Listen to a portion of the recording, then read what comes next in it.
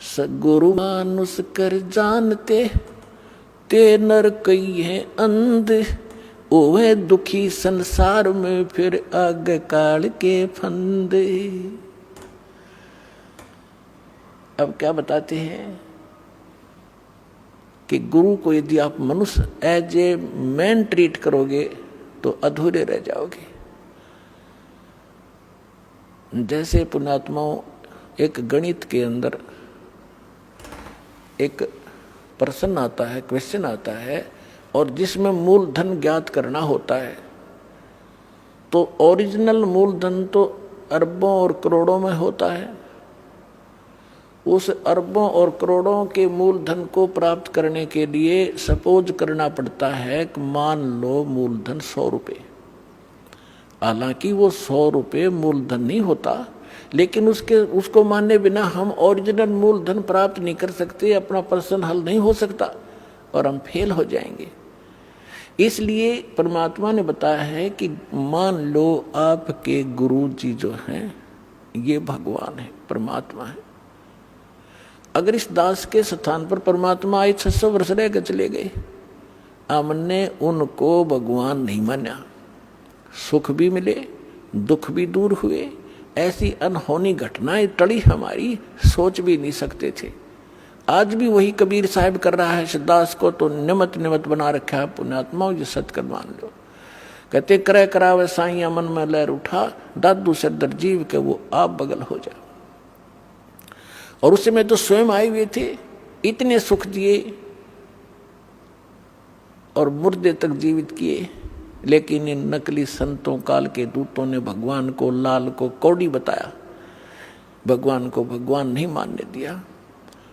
तो हमने उनको गुरु नहीं माना, जिस कारण से वो छोड़ गए हमारे को।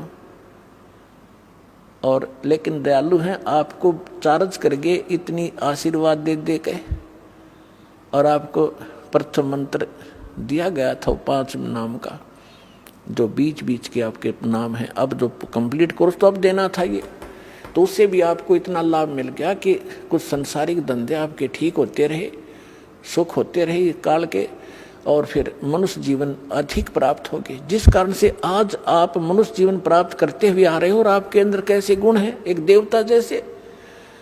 एक ये आश्रम है और इसमें परमात्मा के प्रगट दिवस के ऊपर लगभग 70-80 हजार श्रद्धालु आए थे। अरे ऐसे बैठे थे जैसे ऐसे ढंग से सेट रहे, यहाँ पर कोई किसी प्रकार की कोई असुविधा एक दूसरे को नहीं होने दी। आपके अंदर वो गुण मनुष्य वाले आज तक विद्यमान है, क्योंकि आप पहले से ही मनुष्य जीवन था आपका। और अब भी अगर इस समय पर भी आपको ये सतमार्ग ना मिलता तो आपकी बैटरी अब डिस्चार्ज हो जाती, फाइनल था आपका जीवन, आगे पशु योनि में जाते। तो अब दयालु ने फिर आकर चार्जर लगा दिया, और अब भी चूक गए तो फिर असंग जन्म ठिकाना नहीं आपका, ये सत्कर मान लियो। असंग जन्म जाकर मुश्किल से फिर कभी इसी समय में ये दाव आपका फिर लगेगा। अब मान लीजिए मूलधन 100 रुपये, अब वो 100 रुपये मूलधन माना और प्रश्न हल हो गया, ओरिजिनल मूलधन मिल गया जो लाखों और करोड़ों में था। तो इस दास को आप ये समझ लीजिए कि इस दास के स्थान पर परमात्मा होते कबीर साहब, जिसके लिए आप भटक रहे हो, जिसके लिए राजाओं ने राज त्याग दिया और उल्टे सुल्टे खड़े होकर के भगवान पाने के लिए तपस्याएं की, और वो यहाँ बैठे होते तो आप कैसा व्यवहार करते। मैं बताता हूँ कैसे करते हैं। एक तो झूठ नहीं बोलते, क्योंकि अंतर्यामी है, ये सारा जानते। तो झूठ कौन बोलेगा? जो मर्यादा तोड़ रहा होगा, जो भगवान से डरने वाला ना होगा, जो ये नहीं समझ रहा होगा कि सामने भगवान, गुरु नहीं भगवान खड़े हों, तो मैं उनसे क्या प्रश्न उत्तर करूं। तो वो सच झूठ नहीं बोलेगा। कोई गलती हुई है तो वो कहेगा जी गलती होगी, मैंने बीड़ी पी ली या कोई देव पूज लिया या कोई अन्य गलती होगी। तो उसका समाधान दिया दाता ने कि आपका कनेक्शन कट गया, इसको पुनः सुचारू करवाइए, शुद्धिकरण मंत्र की करा ले और फिर से शुरू हो जा, आगे गलती ना करना। तो ये थोड़ा सा ऑप्शन इसलिए लिया है परमात्मा ने कि इस काल ने पूरे मानव को अज्ञान से भर रखा है, और एक परिवार में एक या दो ही परमात्मा का बच्चा प्रथम आता है, और वो कोई ना कोई ऐसी समस्या उसके आगे अड़ ही जाती है जिस कारण से संघर्ष करते करते भी गलती बन जाती है। तो फिर उसके लिए बताया जाता दोबारा उपदेश ले और आगे भगवान को याद करके और मर्यादाएं खंड नहीं करना, नहीं तो भक्ति नहीं चलेगी। तो एक दो बार आपको ये ऑप्शन दिया गया है और आप इसको फिर दोबारा ले लीजिए मंत्र, आप फिर स्टार्ट हो जाएंगे।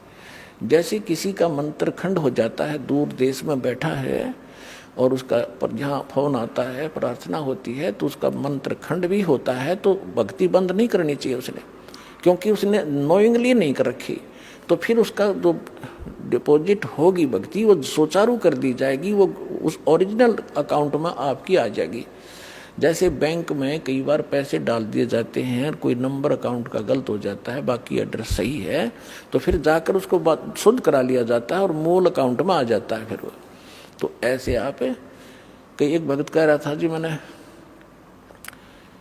मेरे को ना किसी ने बारात में गया हुआ था और कैंपा कोला में बियर डाल दी, मेरा नाम खंड हो गया। उसके घर वाले कह रहे थे जो फिर शराब पीने लग गया। फिर वो आया, जब उससे पूछा भाई ऐसी गलती क्यों करी, कहने लगा जी मेरे साथ ऐसे ऐसे धोखा हो गया। फिर मैंने सोचा टूटता गया पीले छक्के कोई बात हुई है मूर्ख आदमी। अब जैसे किसी के पैर पर गलती से कोई पत्थर गिर गया और उंगली का चोट लाएगी तो सारे टांग ने तोड़ ले फिरते, टूटता गई है थोड़ी सी, है बिना अकल की बात तुम्हारी। तो उसको ऐसा नहीं करना चाहिए। वो खंड आपने किया नहीं, किसी कारण से हो गया तो वो खंड भी नहीं होता ऐसे। अगर किसी ने आपके साथ धोखा किया है तो आपका नाम खंडित नहीं हुआ। फिर भी शंका बनी है तो सुचारू करवा लीजिए, वो कोई दिक्कत नहीं। और भक्ति नहीं छोड़नी चाहिए, वो करती रहनी चाहिए। किसी भी कारण से खंडित हो भी गया है, साधना करते रहिए, लेकिन इस उद्देश्य से कि फिर माफी मांगूंगा या घर बैठ के करते रहे तो बिल्कुल कभी अकाउंट आपका नहीं जुड़ेगा, सदा के लिए खत्म हो जाएगा। इसलिए ऑप्शन दिया गया कि दोबारा आके सुचारू करवा लीजिए और दीक्षा अपनी फिर से चालू कराइए कनेक्शन। तो परमात्मा ने बताया है कि गुरु मानुष कर जानते ते नर कहिए अंध, महादुखी संसार में फिर आ गए यम के फंद। अब गुरु जी के सामने कैसे व्यवहार करें, कोई अभिमान शब्द नहीं मुख से निकले। जिन बातों से गुरु दुख पावे, उन बातों को दूर भगावे।